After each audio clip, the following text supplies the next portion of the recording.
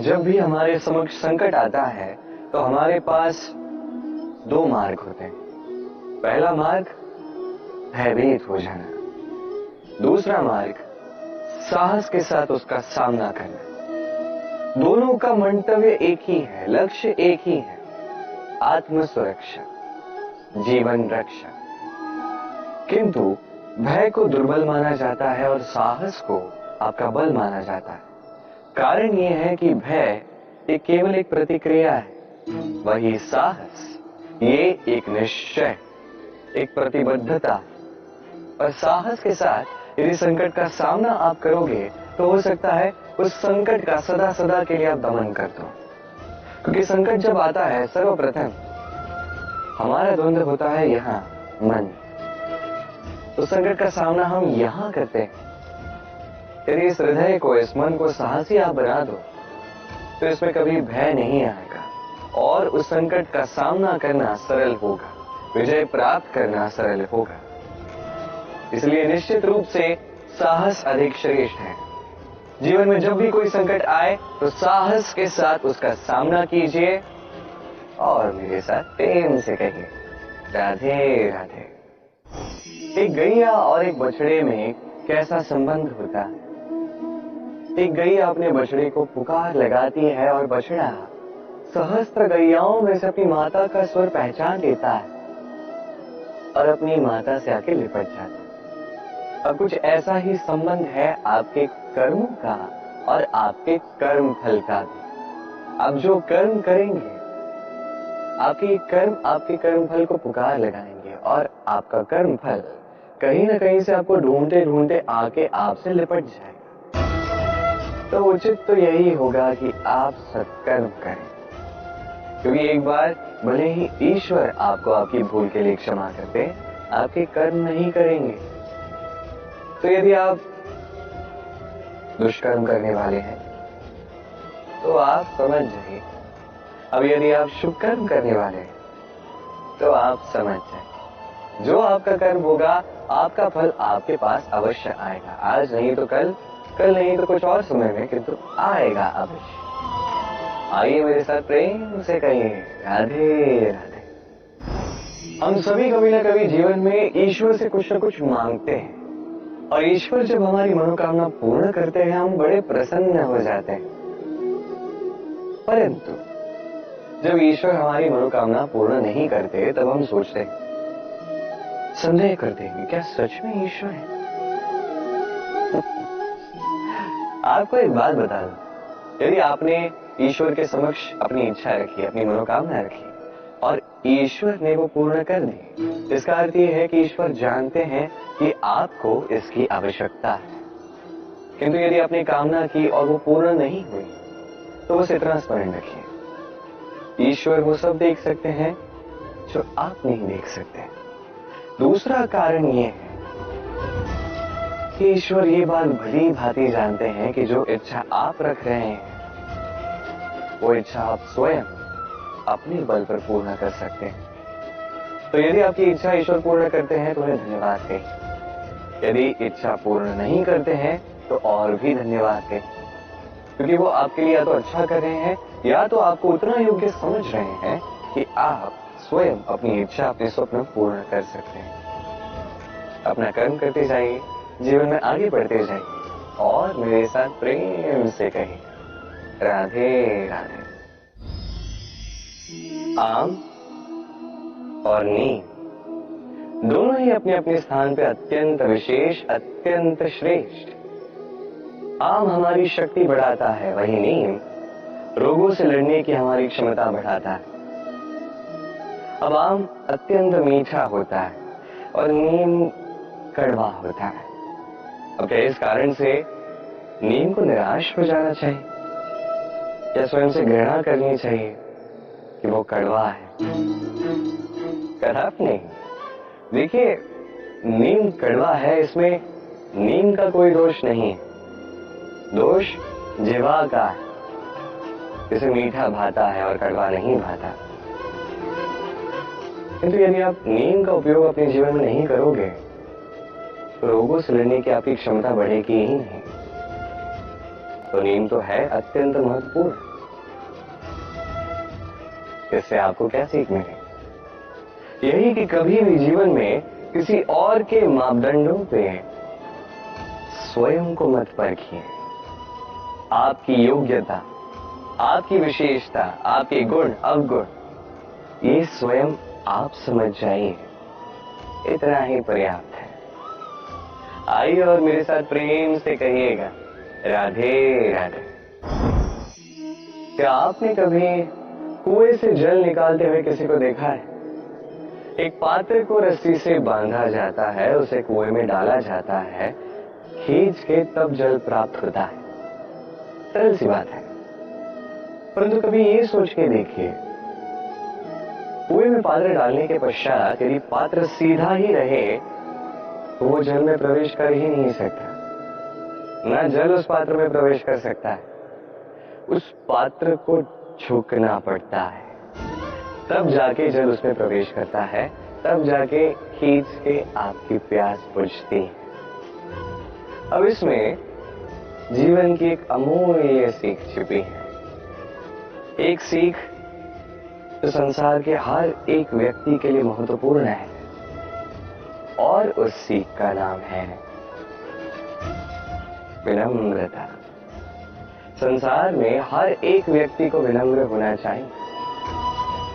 आप स्वयं को विनम्र बना दीजिए, आपको बड़ों का आशीर्वाद भी प्राप्त होगा, सफलता का साथ भी प्राप्त होगा। आप विनम्र नहीं, कुछ भी टिकेगा नहीं। तो विनम्र रहिए और मेरे साथ प्रेम से कहिएगा, राधे राधे। कभी आपने सोचा है कि वो क्या है जो आपको आगे बढ़ने से रोकता है? जैसे कि आप मार्ग से चल रहे हैं, पांव में मोच आपको आगे बढ़ने से रोकती है, वैसे जीवन में छोटी सोच आपको आगे बढ़ने से रोकती है। देखिए, यदि एक चाक है जो टूटी हुई है, वो आपको मिट्टी के पात्र नहीं बनने देती। उसी प्रकार किसी से ईर्ष्या करना आपको महान नहीं बनने देता। मैं ऊंचा हूं और वो नीचा है, ये विचार कभी आपको ऊंचे उठने नहीं देता। मन से सारे विकार, ईर्ष्या, मोह, लोभ, लालच सब निकाल फेंकिए। इस सोच को बड़ा कीजिए, सकारात्मकता लाई और पूर्ण समर्पण से कर्म करते जाइए। महानता और सफलता दोनों आपके कदम चूमेंगे। तो आइए और मेरे साथ प्रेम से कहिएगा, राधे राधे। जीवन में जब भी हम किसी ऐसे मार्ग पर चलना चाहते हैं जिस पर कांटे हैं, छोटे कंकड़ हैं जो चुभ सकते हैं, तो हम क्या करते हैं? हम पादुकाएं पहनते हैं और तत्पश्चात हम बड़ी सरलता से उस मार्ग से चल के जा सकते हैं। किंतु यदि पादुका और पांव के बीच कोई छोटा सा कंकड़ आके फंस जाए तो हम कोमल से कोमल मार्ग को भी नहीं पार कर सकते। कुछ समझे आप? इसका सार यही है कि हम बाहरी युद्ध जीत सकते हैं, वहां पे सफल हो सकते हैं, किंतु उससे भी कहीं अधिक महत्वपूर्ण और कहीं अधिक कठिन आंतरिक युद्ध होते हैं, आंतरिक कठिनाइयां होती हैं। लोभ, मोह, क्रोध, लालच, भय, यदि ये आपके भीतर है तो आप संसार के किसी भी स्तर तक पहुंच जाइए, कितना भी बड़ा युद्ध जीत जाइए, आपको संतुष्टि नहीं मिलेगी। तो सर्वप्रथम स्वयं को सुधारें, तत्पश्चात इस संसार को जीतें और उससे पहले मेरे साथ प्रेम से कहें, राधे राधे।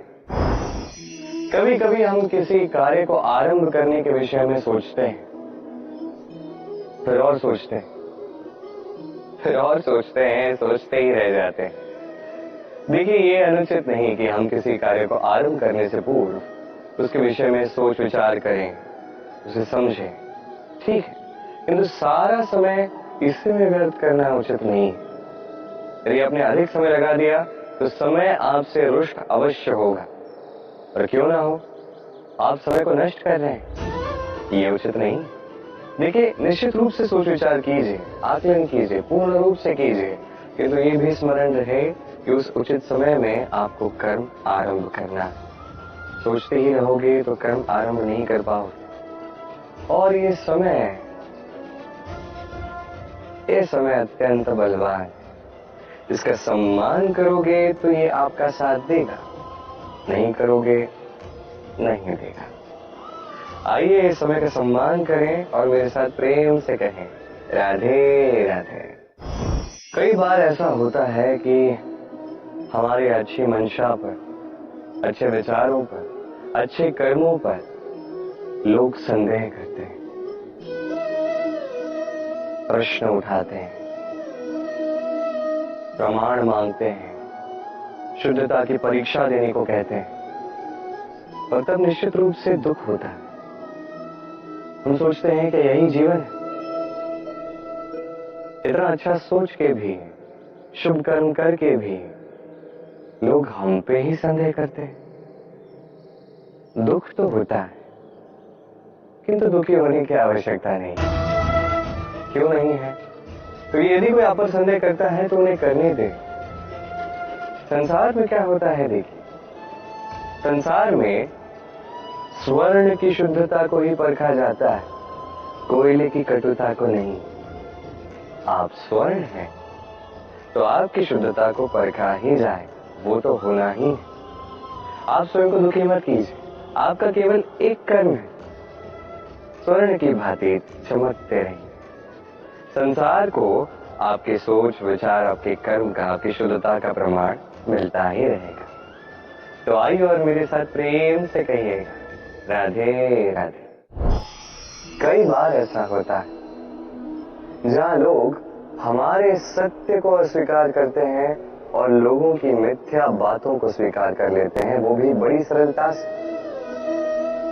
तब हमें बड़ा दुख होता है, बड़ा क्रोध आता है लोगों की सोच पर यह जानना अधिक महत्वपूर्ण है कि ऐसा होता है तो क्यों? क्या कारण आप है? क्या आप में कोई दोष है? कदापि नहीं। कारण ये है कि सत्य, इस सत्य का मूल्य कहीं अधिक है। इतना अधिक है कि कई बार बड़े से बड़ा धनी भी इसका मूल्य चुका नहीं सकता। वही बात की जाए यदि मिथ्या की, तो इसका मूल्य बहुत छोटा है, बड़ी सरलता से इसलिए मिथ्या समय बिक जाता है। आपका कर्म सत्य कहूं तो ये नहीं कि आप सोचते रहें कि लोग आपको क्यों नहीं समझ रहे, आपके सत्य को क्यों नहीं समझ रहे। आपका कर्म है अपने सत्य के साथ खड़े रहना, सत्य के साथ चलते रहें, क्योंकि सत्य भी उन्हीं के पास आएगा जो सत्य को खोजना चाहते हैं। अन्यथा अधिकतर लोग मिथ्या में ही प्रसन्न हैं। आप कर्म करते जाइए, अपने सत्य के साथ आगे बढ़ते जाइए। सत्य अधिक समय तक छिपा नहीं रहता, संसार के समक्ष एक न एक दिन अवश्य आएगा, और तब भी ये लोगों पर है कि वो स्वीकार करना चाहते हैं या नहीं। आप कर्म करते जाइए और मेरे साथ प्रेम से कहिए राधे राधे। संकट, समस्याएं, कठिनाइयां, ये तो हर एक के जीवन में आते हैं। अधिकतर बार ऐसा होता है कि मनुष्य के जीवन में जब कोई संकट आता है तो वो वहीं भयभीत हो जाता है, चिंतित हो जाता है, निराश हो जाता है। किंतु यदि मैं आपको सत्य बताऊं तो हमारे व्यक्तित्व के विकास के लिए, हमें लक्ष्य तक पहुंचाने के लिए ये संकट, ये समस्याएं, ये अत्यंत महत्वपूर्ण है। और इसका उदाहरण मैं नहीं, अपितु प्रकृति स्वयं देगी। अब स्वयं कभी धरती माता को देख लीजिए। धरती माता सूर्य का ताप सहती है, क्यों? ताकि धरती पर जो जल है वो वाष्प बनकर ऊपर जाए, मेघ बने और धरती पर पुनः एक बार वर्षा करे, नया जीवन दान दे। वही बात कीजिए पतझड़ की, तो वृक्ष को देखिए। पतझड़ की इस ऋतु में सारे पत्ते झड़ जाते हैं, तत्पश्चात उस वृक्ष पे होता है नवनिर्माण, नए पत्ते आते हैं, वो वृक्ष पुनः खिल उठता है, लहलहा उठता है। ऐसे ही आपके जीवन में संकट, कठिनाइयां, समस्याएं, ये तो आते ही रहेंगे। आपको इससे भयभीत नहीं होना है।